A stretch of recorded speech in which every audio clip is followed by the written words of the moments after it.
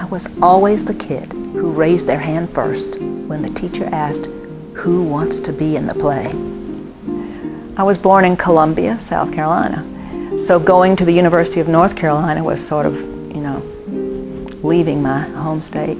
Thank goodness I did, because I have loved every minute of being a North Carolinian. I guess the luckiest day of my life was the day that my suite mate said, "I have a date with this guy named Jack Thorp, and he has a brother named Herbert."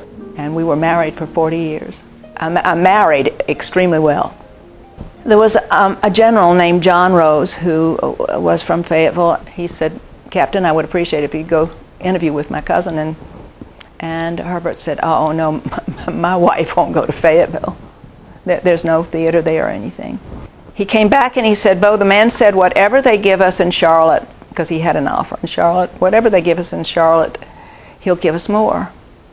Herbert said, "If there's not a theater, they will make one."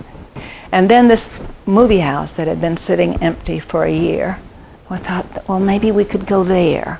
So I met the fire chief at the theater, and he said, "Miss Thorp, you really don't want to do this." And I said, "Oh, yes, I do. Oh, yes, we do." He agreed that we could move in for a short term. That was the beginning. There were 5 or 6 of us that directed, and everybody took their turn.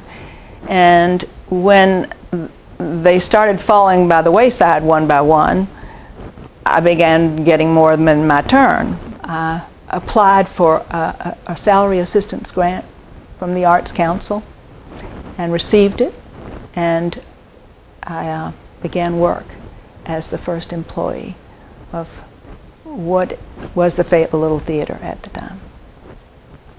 During that time, we realized that if Fayetteville was going to do anything artistically that was significant, we were going to have some money, and that was when we organized the Arts Council.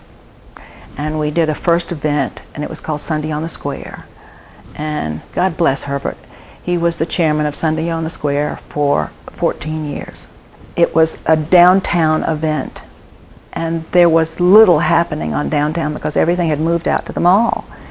And so there were empty storefronts, and we could do almost anything down there we wanted to. And if you go downtown now, you'll see a lot of people going to restaurants and movie houses and the Arts Council. And if you were a soldier coming to Fort Bragg, looking for a place to be, thinking you had come to the end of the earth, and you went downtown for one of these festivals, you would find everything that you could be looking for in a community. We would play 3 performances on 2 weekends, and it was for $1.50. And now, 3 or 4 weeks with 8 performances a week, we've trained an audience. We've introduced an audience to theater.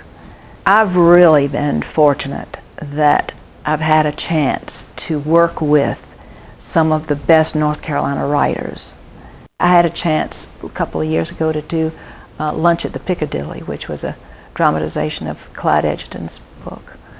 And to play his characters, it's just such an enormous treat. We bring in 11th graders to see alternately a Shakespearean play or an American classic. And we send the actors into the school to prepare them for what they're going to see. We send a study guide, of course. And we do it for free. I really, really enjoy acting.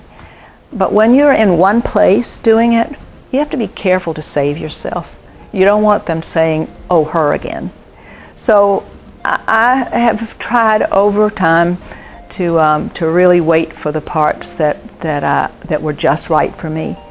The collaboration of directing, to pull all the pieces together, to understand the play, is really life's work for me.